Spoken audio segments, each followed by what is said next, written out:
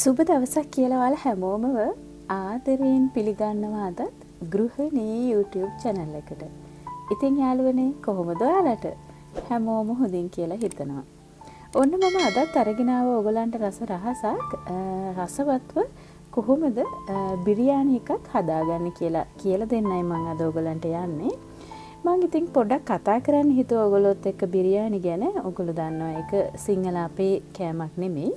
ඉතින් ඒක අපිට අසල්වැසි රටෙන් ආපු කෑමක්. ඉතින් ඇත්තටම ඉන්දියානුවන් හරීම ඒගොල්ලන්ගේ ප්‍රධාන කෑමක් වේලක් තමයි බිරියානි කියලා කියන්නේ. ඉතින් ඉන්දියාවේ හැම ප්‍රාන්තයකම බිරියානි හදන ක්‍රම කීපයක්ම තියෙනවා. ඒගොල්ලෝ ප්‍රාන්තෙන් ප්‍රාන්තයට වගේ බිරියානි හදන ක්‍රමය වෙනස්. ඉතින් මම අද ඔයාලට කියලා දෙන්නම් සරලව කොහොමද අපි ගෙදර බිරියානි එකක් හදාගන්නේ කියලා. බිරියානි හදන රෙසිපීස් ගොඩාක් ඇත්තටම මං ගාව තියෙනවා. මම ඔයාලට ඒකින් එක කියලා දෙන්නම්. අද මුලින්ම මම ලේසියෙන් කොහොමද බිරියානි එකක් හදාගන්නේ ගොඩාක් ස්ට්‍රෝං නැතුව සාමාන්‍යයෙන් අපිට බිරියානි එකක් රසට කන්න හදාගන්න විදිය තමයි මම අද ඔයාලට කියලා දෙන්න යන්නේ. ඉතින් බිරියානි එකක් හදනකොට ඇත්තටම වැඩ ගොඩක් තියෙනවා.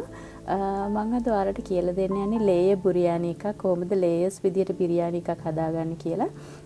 ස්ටීම් කරපු බත් දාලා කරි එක වෙනම හදලා කොහොමද අපි ඒක හදාගන්නේ කියලා දෙන්නයි යන්නේ. ඉතින් අපි හදමු අද චිකන් බිරියානි එකක්.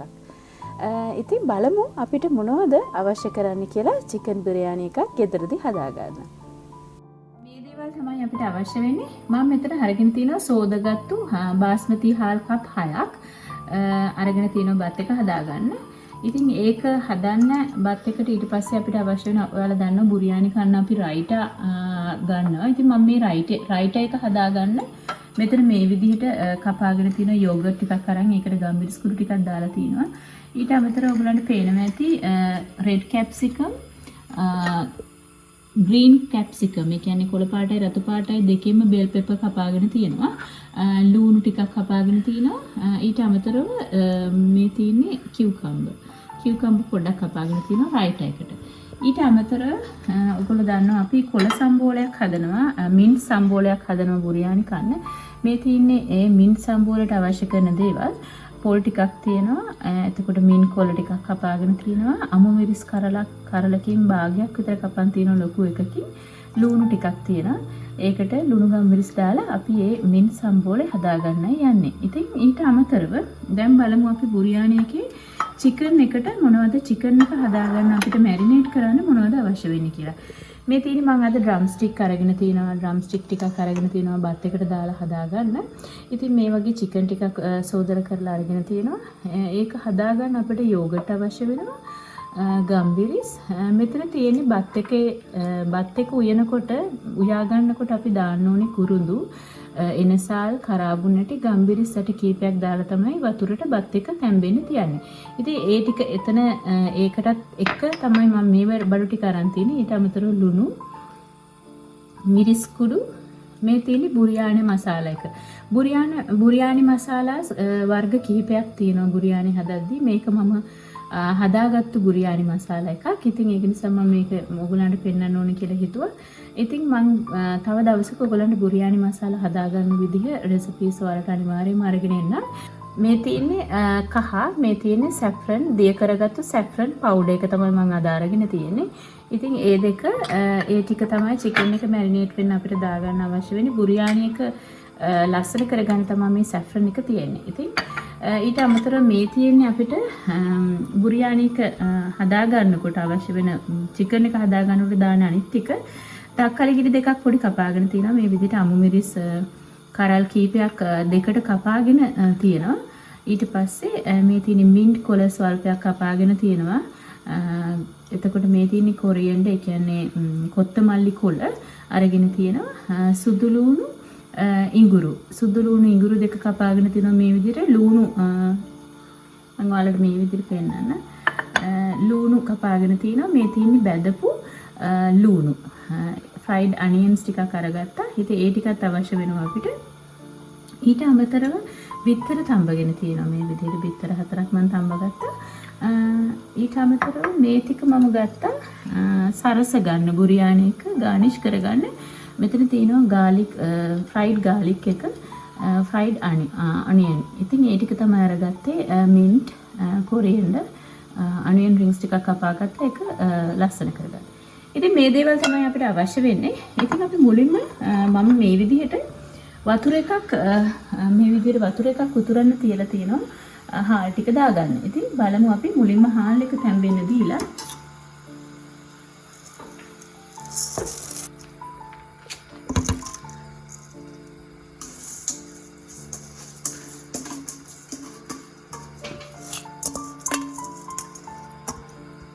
බුරියානි හදන ක්‍රම කීපයක්ම අතරේ මම මේ හාල් එක සාමාන්‍යයෙන් 85ක් විතර තැම්බෙන්න දීලා තමයි මම මේ හාල් එක ඊට පස්සේ පෙරලා වතුර ටික බත් එක වෙනම අරගෙන තමයි අද බුරියානි එක හදන්න හිතාගෙන ඉන්නේ.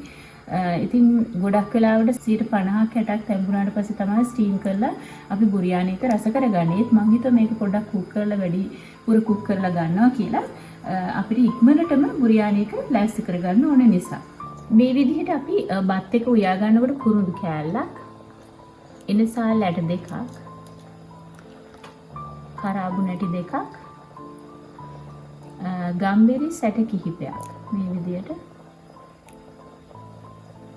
බත් එක උයා ගන්නකොට ඔයාලට එකතු කරගන්න පුළුවන් බත් එකේ රස වැඩි වෙන්න. ඊට අමතරව අපිට පුළුවන් ලුණු එකතු කරගන්න. එකතු කරලා අපි මේක හොඳින් කලවම් කරලා මේ විදිහට බත් එක තැම්බෙන්න දෙනවා. මම චිකන් එක මැරිනේට් වෙන්න මේ විදිහට දානවා. ගාලික් ටිකක්, ජින්ජර් ටිකක් දාලා ඊට පස්සේ ගම්බිරි ස්වල්පයක්. ඔයාගේ රස අනුව ඔයාට දැවිල්ල කන්න ඕන නම් මේ විදිහට තමයි ඔයා මේක හදා ගන්න ඕනේ. මේක අපි බත් එකට කලවම් කරන නිසා ලුණු ස්වල්පයක්, මිරිස් කුඩුත් ඔයාගේ රස අනුව ඔයාට එකතු කරගන්න පුළුවන්. කහ, බුරියානි මසාලා මම ටිකක් මොකද මං හාල් කප් 6ක් අරගෙන තියෙන නිසා මම මේ ටික ඔක්කොම දාගන්නවා.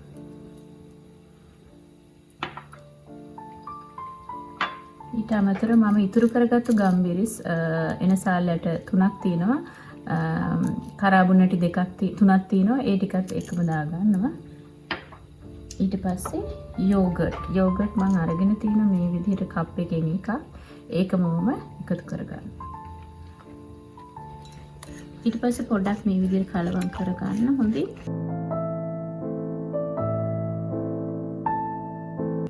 ඊට පස්සේ ඒකට මින්ට් කොළ, කොරියන්ඩර් කොළ ටිකක් දානවා. ලුණු ටිකක්,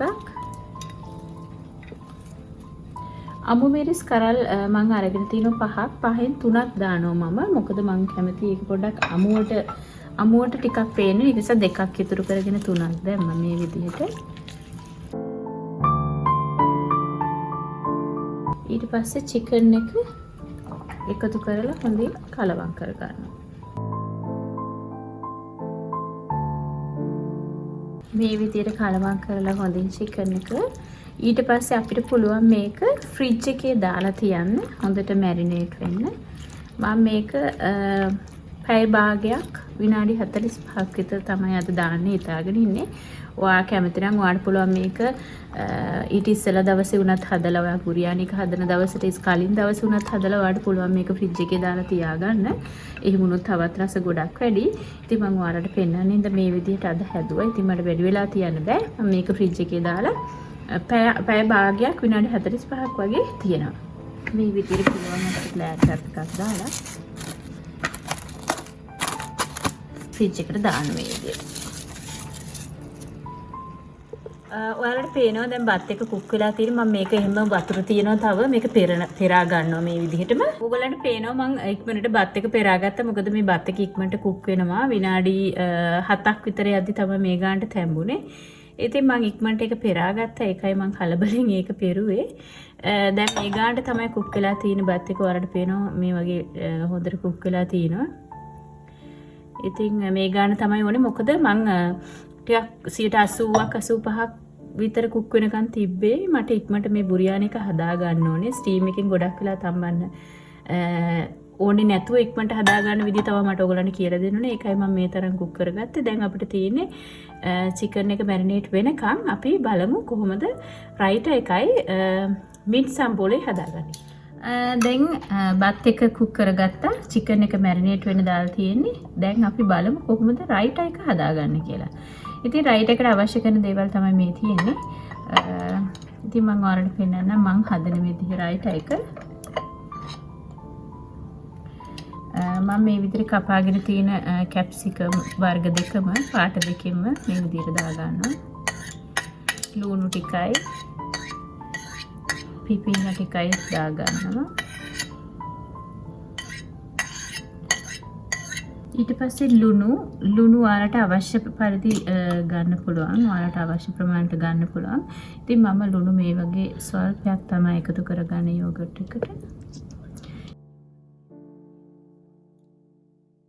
ඊට පස්සේ අපි මේ විදිහට ගම්බිරිස් ටිකක් දාගන්නවා. ඔයාගේ රස අනුව ඔයාලට පුළුවන් ඒවා අඩු වැඩි කරගන්න. ගම්බිරිස් රස වැඩියෙන් ඕන නම් දැවිල්ලට ගම්බිරිස් රසට කැමති නම් ගම්බිරිස් ටිකක්. ඉතින් ඔයාලට තියෙන හොඳට මේක මේ විදිහට කලවම් කරන්න. සමහර අය මේකට වතුර දාගන්නවා. ටිකක් දියට හදනවා. මම එහෙම කරන්නේ නැහැ. මම මේ විදිහට මේ යෝගට් එක මුකුත්ම වතුර කිසි දෙයක් කලවම් කරන්නේ නැතුව මේ විදිහට තමයි මම යෝගට් එක රයිටර් එක හදාගන්නේ. හොඳට මික්ස් කරන්න ඕනේ ලුණු රස, ගම්බිරිස් රස ගානට එන විදිහට. මොකද යෝගට් සාමාන්‍යයෙන් ටිකක් ඇඹුලයි. ඒක නිසා දැන් මේ විදිහට හරි. ඔයාලට ඕනම දෙයක් අඩු වැඩි කරලා මේක හදාගන්න පුළුවන්. ඉතින් මම රස බලනවා දැන් මේක ටිකක්. ඔක්කොම ගානට තියෙන ලුණු තියෙනවා. ගම්බිරිස් වලදී ඔක්කොම ගානට තියෙන. ඉතින් මට දැන් මේ රයිටර් එක රෙඩි.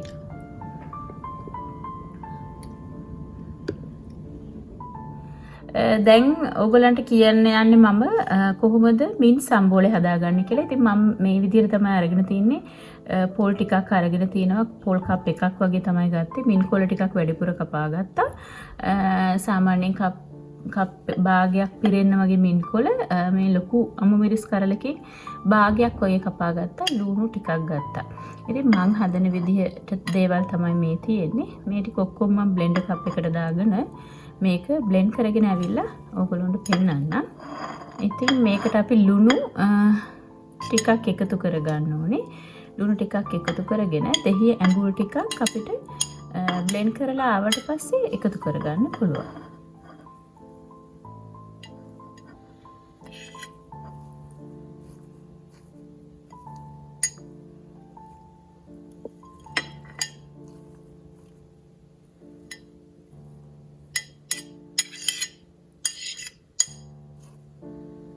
ඉතින් මම දැන් මේකට වතුර ටිකක් එකතු කරනවා. වතුර පොඩ්ඩක් වගේ මේ විදිහට එකතු කරගන්නවා. ඊට පස්සේ මම දැන් මේකට ලුණු ස්වල්පයක් එකතු කරගන්නවා. මේ විදිහට ඔයාගේ ලුණු රස අනුව අඩු වුණොත් ඔයාට පස්සේ දාගන්න පුළුවන්. ඒක නිසා වැඩි කරගන්න නැතුව ලුණු ස්වල්පයක් දාගන්න. ඊට පස්සේ ගම්බිරිස් මේ විදිහට චුට්ටක් දාගන්නවා. ඊට පස්සේ දැන් ඔක්කොම දාලා තියෙන වතුරක් දැම්ම. දැන් තියෙන මේක බ්ලෙන්ඩ් කරගන්න. මම මේක බ්ලෙන්ඩ් කරගෙන එන්නම්.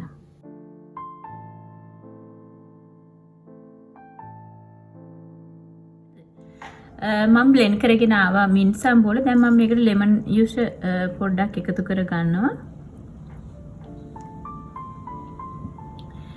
කරලා ඒක චුට්ටක් කලවම් කරගෙන මේ විදිහට අපිට රස බලන්න පුළුවන්. ලුණු ඇඹුල් දැන් ගානට තියෙනවා. දැන් අපේ මින් සම්බෝලේ රෙඩි. දැන් මම චිකන් එක එළියට ගත්තා. ඒක විනාඩි 45ක් විතර. දැන් මම යන්නේ චිකන් එක කොහොමද කුක් කරගන්නේ බුරියානි එක හදන්න කියලා ඔයාලට පෙන්නන්න. ඉතින් ඔයිල් ටිකක් වැඩිපුර අවශ්‍ය වෙනවා අපිට. ඔයිල් එක රත් වෙගෙන එනකොට ගාලික් ජින්ජර් ටික දාගන්නවා. පුංචි කාලෙකේ යන්තම් වගේ බැදීගෙන එනකොට අපිට පුළුවන් ලුණු ටික එකතු කරගන්න.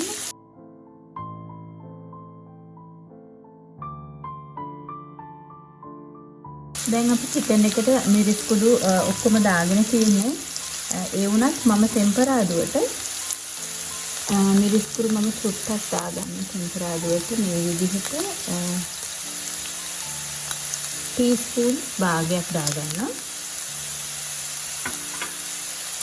ඒකම මම 5 ටීස්පූන් භාගයක් මේ විදිහට දාගන්න. ඊපස්සේ ලුණු අපි එකතු කරගෙන තියෙන්නේ ඒත් මම ටීස්පූන් භාගයක් ලුණුත් එකතු කරගන්නවා. ඊපස්සේ රස බලලා අපිට අඩු වැඩි කරගන්න පුළුවන් වෙනවා. ඉතින් ඒක එකතු කරගෙන මේ විදිහට වර්පුලන් මේ විදිහට කලවම් කරන්න. ඊට පස්සේ චිකන් ටික දැන් එකතු කරන්න වෙලාව හරි.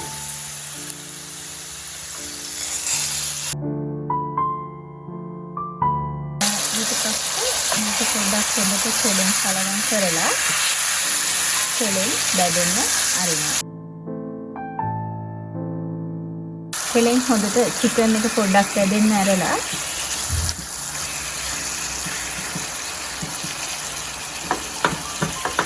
මේ විදිහට බැදෙන්න දෙනවා. දැන් අපි මේක අනාගත්තු මේ භාජනයේට සාමාන්‍යයෙන් වතුර කප් එකක්, පුරෝල කප් එකක් වගේ අපි දාගෙන බලමු. චිකන් එක තෙලෙන් බැදුනට පස්සේ චිකන් එක තැම්බෙන්න වතුර කප් එකක් මේක හොඳට මේකේ තියෙන තව දේවල් ටිකත් අරගෙන හොඳට පිහදාලා අරගෙන මේකට දාන්න වතුර කප් එකක්. මම වතුර කප් එකක් අරන් එනකන් චිකන් එක මේ විදිහට බැදෙන්න දෙනවා. මේ විදිහට චිකන් එක මෙහෙම තෙලේ පොඩ්ඩක් ටෙම්පරා දුනාට පස්සේ මම අර කියපු වතුර කප් එක අරගෙන ආවේ. ඒක මේ විදිහට චිකන් එකට දානවා.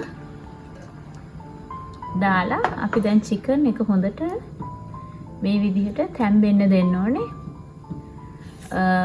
විනාඩි 10ක් විතර මේ විදිහට චිකන් එක හොඳට තැම්බෙන්න ඕනේ. ඊට පස්සේ විනාඩි 10කින් අපි බලමු චිකන් එක තැම්බිලාද මොන තත්ත්වෙද කියලා. ඊට පස්සේ මම ඔයාලට විනාඩි 10කින් චිකන් එක පෙන්නන්න. ඔයාලට දැන් පේනවා චිකන් එක හොඳට කුක් වෙලා තියෙනවා. මම ඔයගලන්ට විනාඩි 10ක් කිව්වට දැන් විනාඩි 15ක් විතර. ඉතින් දැන් හොඳට හිඳලා හොඳ ගානට තියෙනවා. ඉතින් බලමු අපි දැන් කොහොමද මේක ලේයර්ස් විදිහට බත් එක හදාගන්න දාන්නේ කියලා චිකන් එකයි ග්‍රේවි එකයි. ඉතින් මම දැන් මේක ඕෆ් කරා. ඉතින් අපි බලමු කොහොමද බත් එකට සෝස් පෑන් එකට මේක චිකන් ලේ එකයි බත් ලේ එකයි දාන්නේ කොහොමද කියලා බලමු. දැන් මම අද අරගෙන තියෙන මේ පෑන් එක තමයි බුරියානි එක හදාගන්නේ. මම මුලින්ම ඒකට කුක් කරගත්තු චිකන් වලින් මෙහෙම ලේ එකක් දාගන්නවා.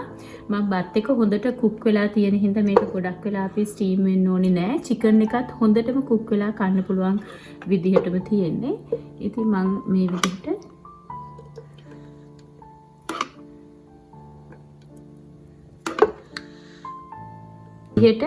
ලේ එකක් දාගන්නවා. ඊට පස්සේ මම ආසයි අමුවෙන් මේ විදිහට අමු මිරිස් කර දෙක දාගන්න. ඔයගොල්ලන්ට මම කලින් කිව්වා. ඊට පස්සේ මම මේ බැදගත්තු ලුණු වලින් මේ විදිහට ටිකක් දානවා. කොරියන්ඩර් කොත්තමල්ලි කොළ ටිකකුත් මින්ට් කොළ ටිකකුත් මේ විදිහට දාගන්නවා. තක්කලිත් මම මේ විදිහට අමුවෙන් දාගන්නවා කුක් කරන්නේ නැතුව. ඊට පස්සේ අපිට පුළුවන් මේ විදිහට බත් ලේ එකක් මේ විදිහට දාගන්න. බත් එක හොඳටම කුක් කරලා තියෙන්නේ. ඒක නිසා අපිට ඉක්මනින්ම බුරියානි එක ලෑස්ති කරගන්න පුළුවන්.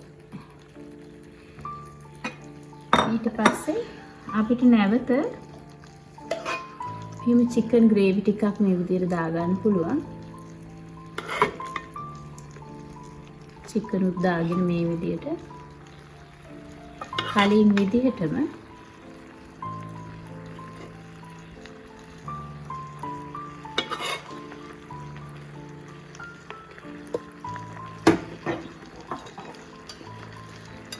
විදිහට ලුණු බැදගත්තු ලුණු, mint leaves, coriander leaves, තක්කලි දාගන්න පුළුවන්. ඊට පස්සේ නැවතත් මේ විදිහටම බත් එක ලේ එකක් විදිහට දාගන්නවා. ඊට පස්සේ අවසානයේට මේක චිකන් කෑලි 2යි ඒකත් දාගෙන මේ විදිහට ග්‍රේවි ටිකත් ඔක්කොම මේ විදිහට දාගන්න.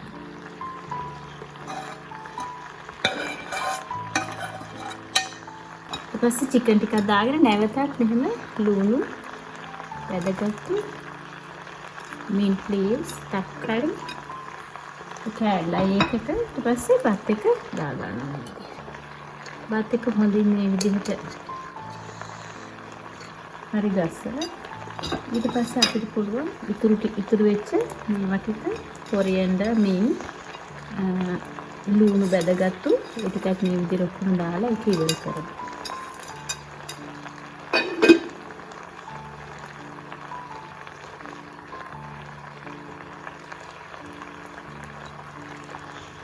අවසානයේදී මම ඔයගලන්ට පෙන්නුවා බැදගත්තු ගාලික් ඒකෙත් මේ විදිහට ටිකක් මේ විදිහට දාලා ඊට පස්සේ දිය කරගත්තු ඔයාලට මම පෙන්නුවා දිය කරගත්තු saffron color එක මේ විදිහට බත් එකට වක් කර ගන්නවා.